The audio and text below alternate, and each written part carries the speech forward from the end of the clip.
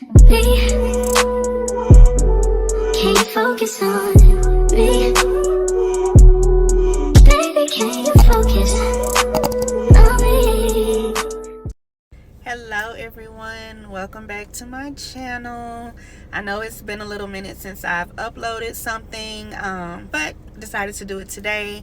I do have some news that I want to share with you guys that I'm both nervous and excited about, and who better to share it with than y'all. Today is Wednesday, October 16th, and as of last Friday, I have made the decision to have bariatric weight loss surgery. This is something that me and my doctor have kind of been going back and forth about, debating on if it will be something good for me, if it's an avenue that I should take. But we have exhausted all other options when it comes to weight loss. Backstory, I do have other underlying health conditions. About 2.5 years ago, I went through in vitro with my husband. We were planning to have a baby. Anybody who's done IVF before knows that your weight fluctuates a lot. For me, I gained over 52 pounds going through IVF. So my current weight is the heaviest that I've ever been in my life. I've had asthma issues more than I'd like to. I've had issues with my lungs. My weight has just kind of caused my health to go downhill. I have been on semaglutide for the last 3 months, and my body is not reacting to it whatsoever. Most people that are on Ozempic, Wegovy, or any type of semaglutide typically are losing like 5 to 10 pounds maybe every month or so. With me, I'm not losing any, and the highest dosage that I got to was 2.5 milligrams and still was not losing any weight. Referred me to a bariatric surgeon, and as of last Friday, we have made the decision to follow through with the weight loss surgery. Any type of surgery that you have is major. There's always pros and cons to any type of surgery that you have. So regardless of how much I've read, how much of a rabbit hole I've went down on social media about the procedure, the nerves are still there for me. So speaking with him Friday, he answered a lot of the questions that I had, even pulled out some things to kind of like give me visuals. He's just amazing. So far, he's been amazing. As of now, scheduled to have the procedure done January of 2025. So over the next couple of months, I have a lot of appointments with my dietitian, a cardio doctor, of course, a psych evaluation, as well as appointments in between with Dr. Green and my primary care doctor. Next week on Thursday, I believe, I go to my gastroenterologist to have a endoscopy done. For those who don't know what that is, they're just going to kind of go in, look at my digestive tract, make sure everything is okay, and clear me for surgery on that end. So I am going to take y'all along with me on this journey of me becoming a berry baddie. And just getting this weight down and starting to live a happier and healthier life. I have 2 kids, y'all, that I have to continue to live for. And me gaining all of this weight from IVF, it's just not it. It's not giving what it should give. Like I said before, this is the highest and heaviest weight that I've been at. I'm going to go ahead and disclose that to y'all because I know sometimes a lot of women don't talk about their weight. For me, my current weight, you guys, is 284. It's 284. Like, I'm literally knocking on 300. I have never been this weight before in my life. I've always fluctuated somewhere between maybe 220, 245. So me being at 284, it just has not been good for your girl. Really excited about this journey. I'm really excited about taking y'all along with me. And y'all know I'm going to give y'all the real, raw, uncut. I'm going to give you the good and the bad about every procedure that I'm having. Guys, treat people with kindness. Treat people with respect. Grant people compassion, because you never know what someone is going through. And we automatically assume they eat a lot, or they're lazy, or they don't work out. And sometimes that's not the circumstance or situation for everybody. For me, prime example, I've worked out 2 or 3 times a week. I've changed my eating regimen. I started eating cleaner and could not get the weight off of me. I started semaglutide and couldn't get the weight off of me. So it's not always a person being lazy or a person not working out. Sometimes people actually have underlying health conditions that cause them to be the way they are. So just start granting people grace. Start being kind to folks, y'all, whether they're big or small, because there's people that are small that are not their ideal size. So regardless of what their weight is, just be kind, because you never know what someone is experiencing. But again, thank you guys for taking this journey and being on this ride with me of becoming a berry baddie. And let's do this. Bye. Good morning, everyone. Today is Thursday, October 17th. And today I have an appointment at the hospital that I'm having my surgery at to meet with my dietitian today. So I'm excited, like not feeling my best. Really bad back, neck, shoulder pain, which are things that I've been struggling with for years, and are also things from the rapid weight gain. You know, the joint pain, the inflammation of joints, all of that stuff comes with rapid weight gains. So let's go to the hospital, meet with the dietitian, and see how that goes. Hello, y'all. I am back from my appointment with my dietitian, Miss Helen. Everything was amazing, you guys. She went over so much information. Like, for it to be the first appointment, it can definitely put you in overload or make you feel overwhelmed with the amount of information that they give you. But she did send me home with some brochures, some books and things to read on things that I'm supposed to eat and drink within phase 1, 2, and 3. They want me to go ahead and start curving my diet and things now before the surgery. That way I can get into the habit of eating cleaner. One of the biggest things or biggest hurdles that I'm going to have to overcome is the coffee. Of course, they don't want you doing anything caffeinated or anything like that. And for me, I have a cup of coffee every morning.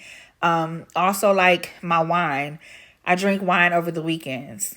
That has to stop. So I am about to go into a pantry reset right now and just kind of rid my pantry of the things that are not good for me, because over the next 2 months, I am locking in. Okay. I'm locking in. I want my surgery to be successful. I want to start creating healthier habits now. So let's get it. Okay. So I ain't gonna lie. I did have a lot of alcohol left in my pantry because we host a lot. So like over the holidays, birthdays, just random things that have come up, people have gifted me with like bottles of wine or bottles of alcohol, and I typically repurpose them and use them for like when we're hosting or entertaining. There are a few bottles that were in my pantry that are open, so those things I went ahead and tossed. If you look over here, I did have a bottle of Crown, Roberto Cavalli, this Silver Star Texas Honey Whiskey, this bottle of Tito's, and of course one of my favorites, the Don Julio.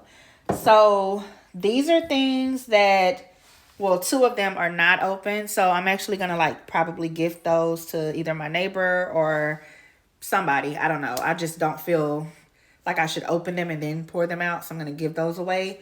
But the things up here that are open, I'm gonna go ahead and pour those out and toss it.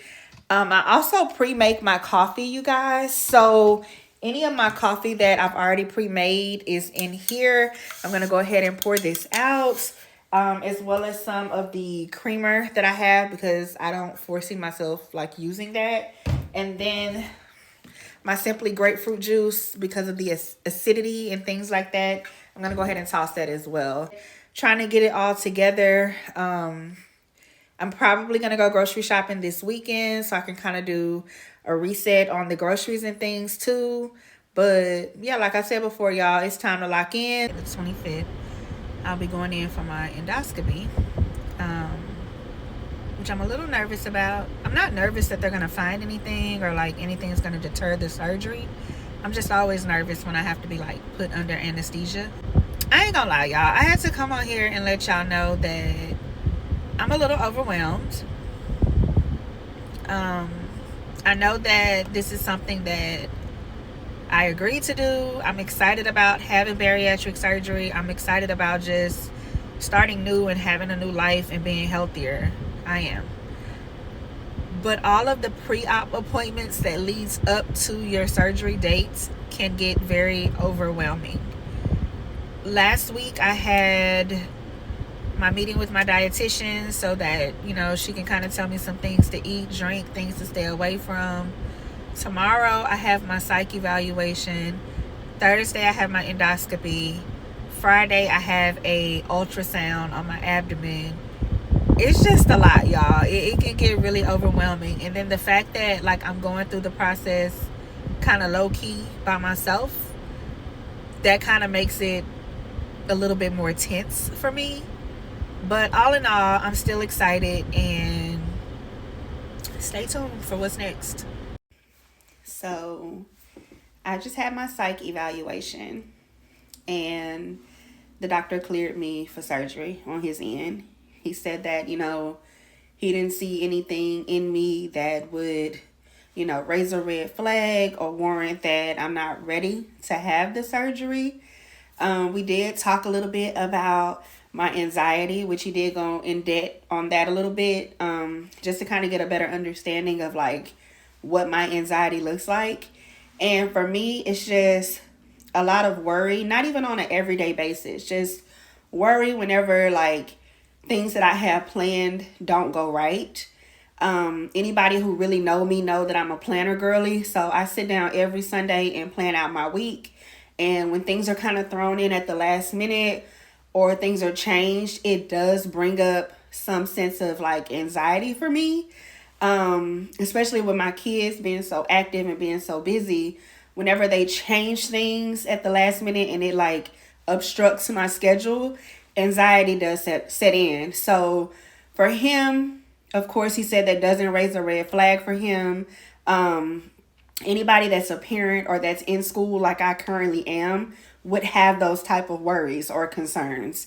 If he was to say, no, you can't have the surgery because of that, he would have to turn down so many parents, so many wives, so many women that are in school, because that's something that, you know, we all struggle and deal with on an everyday. But I am so excited that he cleared me, psych evaluation done. Now we're going to get ready for this endoscopy in a couple of days and my abdomen ultrasound the day after that. So let's do this, y'all. Roped up, comfy socks. Mom is here. About to do this. So y'all, it's getting real. I have met all of my nurses. I met the anesthesiologist. They just hooked me up to IV. So yeah, I'm sitting here waiting now. They said the doctor is here. He actually got here early. They was like, he's not an early doctor. He normally comes in later in the day, but he was here super early this morning and ready. So endoscopy day it is, y'all. So this whole process is just moving right along. I'm excited and still nervous at the same time, but they said that the procedure is only like 15 to 20 minutes. So majority of the time spent here at the hospital is me like recovering and waking up from the anesthesia after the surgery. So I don't know, it should be quick. So I will check back in with you guys afterwards. But yeah, procedure is complete. I just woke up. My mama said my wig slid back, so I had to readjust it. But I'm up, drowsy but up. They said that everything went okay, and they see, excuse me, the burping is crazy. They see gastritis, which is inflammation of the lining around the stomach. But she said that she doesn't see that deterring anything and that is normal in a lot of people. So on to the next procedure. Me. you focus on me? Baby, can you focus